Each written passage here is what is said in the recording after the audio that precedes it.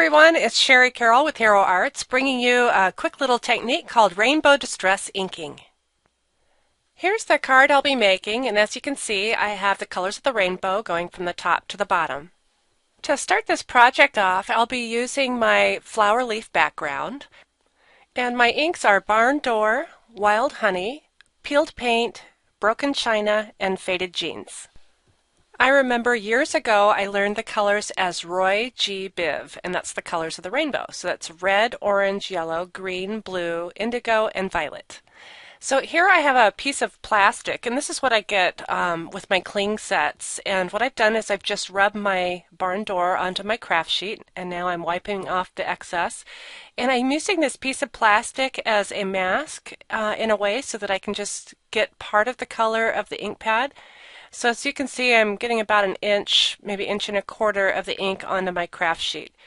So I clean this off each time that I apply color, and I'm going in the order of the Roy G. Biv, and instead of using orange, I'm allowing my red and my yellow to create my orange.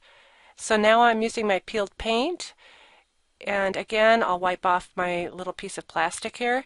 This is a really fun, easy technique to get multicolor on your stamps.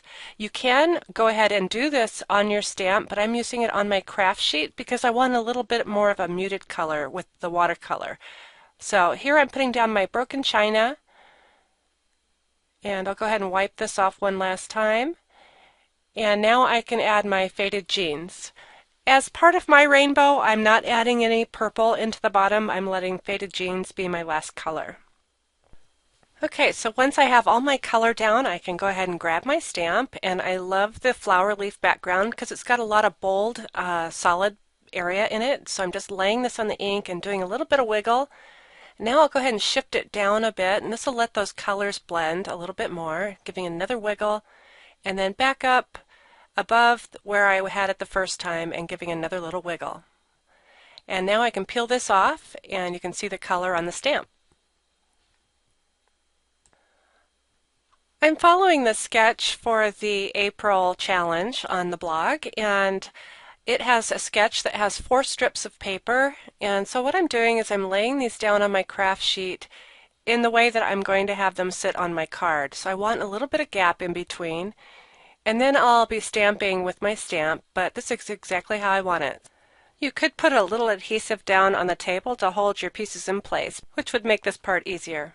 So here's my stamp. I haven't done anything to it except for now I'm just spraying it with some water, and you can see the ink start to move around a little bit. It's not too much water and it's not too little water.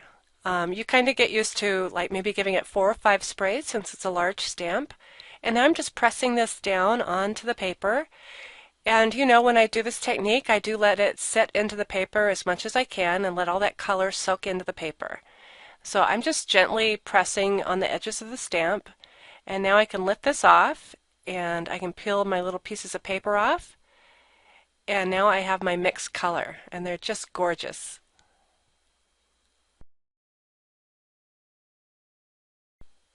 Alright, now I've allowed my pieces of paper to dry, and I do want to cut out a circle on this bottom portion, so I'm just taking these 2 pieces here.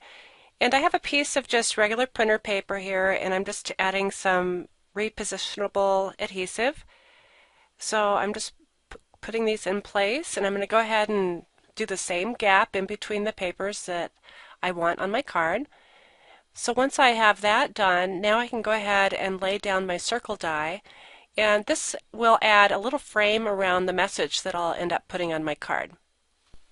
I just love our frame cut dies because they match our stamps, and it just makes life so much easier. Okay, so here I have my Big Shot, and I'm going to go ahead and feed my paper in between the regular sandwich for the thin dies, and I'll go ahead and run this through, and then I'll show you how it looks. Okay, so here's how that circle looks, and here's the stamp I'll be stamping in the center. So now I'll just be inking this up with black ink. And I want to make sure this is really crisp, so I'll go ahead and ink and re-ink and then check it and ink it again. I can never have enough ink. And now I'll just get right on top of it and make sure I'm all centered and go ahead and give that a good press. And now I have my image. Next, I decided to add some dimensional tape and pop up all these little strips so that they sit up from the card. So now I can do all my embellishing and the card will be done. To finish things off, I used my little Fiskars flower punch and I added a little yellow flower to the inside of the message and a little pearl in the center. I hope you've enjoyed this tutorial on rainbow distress inking. Thanks for watching.